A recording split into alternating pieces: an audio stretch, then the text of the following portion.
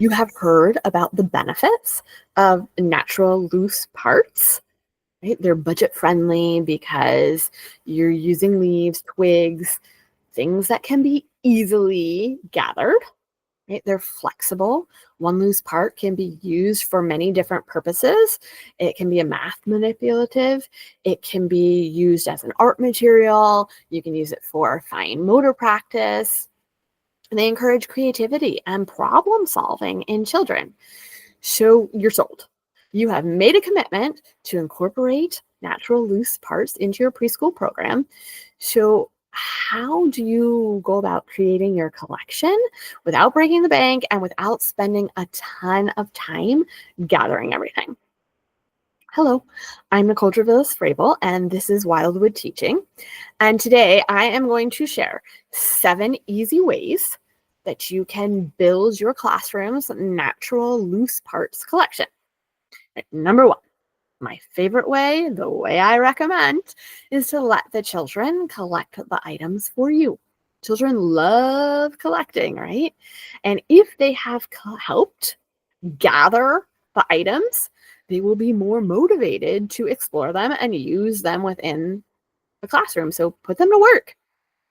Take them outside and bring a basket and collect those objects. You can work your curricular connections into the collection process. So, for example, you could ask each child, can you collect 6 items? Right? And then they're going to have to count them, right? They have their pile. Did they collect 6? You can turn it into a number recognition activity by, instead of telling them 6 objects, handing them a number. And this has the advantage that you can pick and choose what numbers you are handing to different children, right? They don't all have the same number. And so that way, the ones that need practice with smaller numbers have that. The ones that need practice with larger numbers have that. We did this 2 falls ago where we collected crab apples just to have and to use because we weren't going to eat them. And I handed each child a little strawberry basket and just a little number on cardstock and said, this is how many you get to collect.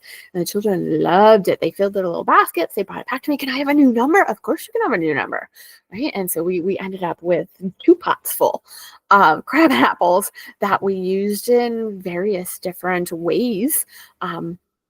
In our classroom. You could make it a measuring activity, right? You could line up a ruler and either fill the ruler, right? How many crab apples do we need until we get to the end of the ruler or until we get to the number 7?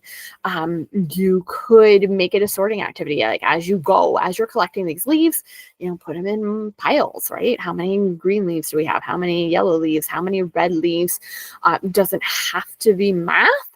You could arm each child with a magnifying glass so that they can do some discoveries about that particular object as they are collecting. You could ask children to talk about what they find interesting about the objects. I do want to do a little note about picking. So depending on where you are, where your location is, you might want to set up some parameters. What particular object you're gathering, some parameters around picking. So we in general have a rule in the forest that we have. It's a rule of 1. So one child gets to pick one thing from one area or one plant per one day. And so basically that means if you are picking a blossom off of a tree, you can pick one off of that tree. And then if you want more blossoms, you go to a different tree. If your friend wants one blossom from that tree, that's great. They can pick one and then move on to a different area. And that just keeps us from denuding an area. It keeps the plants healthy. And I do explain that to the children that this is for the health of the plant. We can't take all of the blossoms off the trees or we won't get any fruit, right?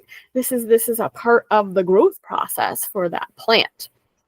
So number 2, let's say you don't have easy access to an open natural field or forest or any natural area. You can take a field trip and to a farm, to an arboretum, and provided that it's okay with that location, right? You can collect objects while you're on that field trip, maybe using some of the parameters that you've set up. And then it has the added bonus that when you bring it back to your classroom, is community building. This is something that you did together. You went on a field trip and now you have a souvenir and now you can reminisce about your field trip. Another way of gathering items off site would be to turn it into homework. This doesn't mean that you have to require children or families to do it, but you can certainly ask, right? You can send out a blanket letter to parents, right? And say, we're collecting small natural loose parts.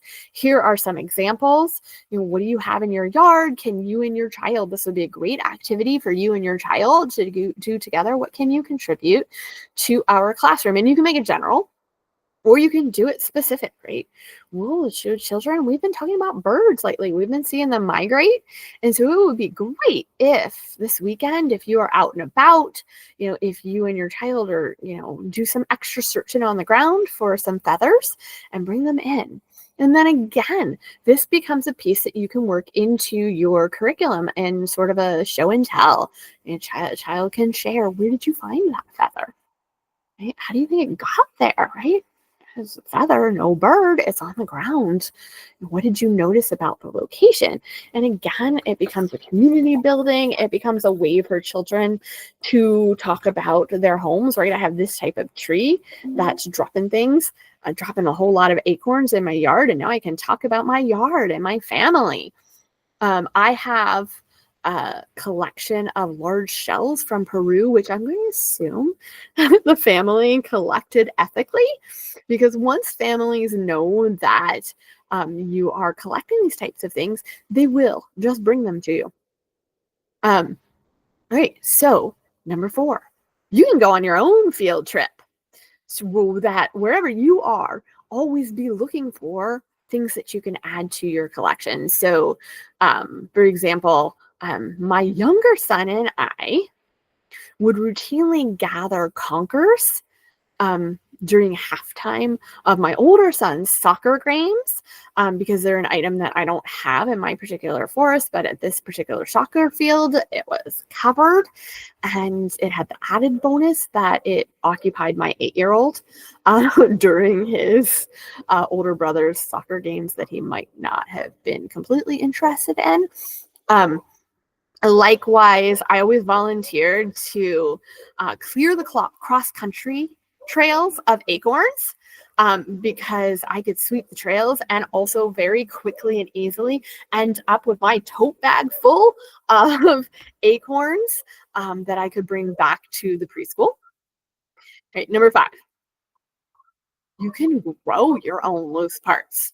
So preschools do all sorts of theme gardens. There's no reason that your theme garden can't be thinking about plants that I'm going to use as art materials, or plants that I'm going to turn into math initiatives. So things that have different color flowers or wide and skinny leaves that you are going to then find a curricular purpose for.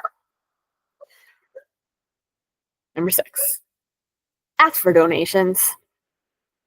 So I had a number of years ago a county gardener. She worked for the county Parks and Rec system as a gardener, and one of her jobs was removing invasive species from our county parks. And she was looking for ways to then reuse these plants. Now, you have to choose them wisely, right? Plants that are not going to then propagate in your area as invasive species. But there were a number of things that we could then use in our particular art projects here at the preschool. Oops, sorry. And also, you could reach out to landscapers, arborists. My tree stump seats are from Highland Games that they had many years ago, and we just asked for the cast-offs that they were using for the cable toss or something. And I have a bucket of gravel that was from some landscape project that we use for various filling and dumping activities that we put with our balance for measuring. I learned many years ago from somebody who was in a workshop that I did that Trader Joe's will give away its old plants to teachers. So these are plants that they can't sell anymore because they are just past their shelf life. They've been sitting around, and so maybe they're drooping a little bit, but they're still great to use in the classroom. So what you have to do is go to your local Trader Joe's, just register with them, and then they will contact you when they are getting rid of plants. And if you can show up that day or whenever they need you to show up, there you go, you've got it. All right, so number 7, last one's a little bit of a cheat, but but it's still low cost. Go on Etsy, right, and put somebody else to work for you. So once in a while, I need a loose part that I don't have access to here, or that I just need in a little bit more pristine form. So let's say I want full acorns and not ones that the squirrels have already picked over. Because I want them for a particular art project we're doing.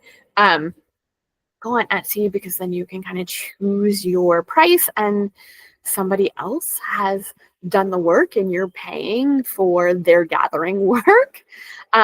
So there you have it, 7 different ways. One, let the children collect it either on, a property that you have access to, or go on a field trip.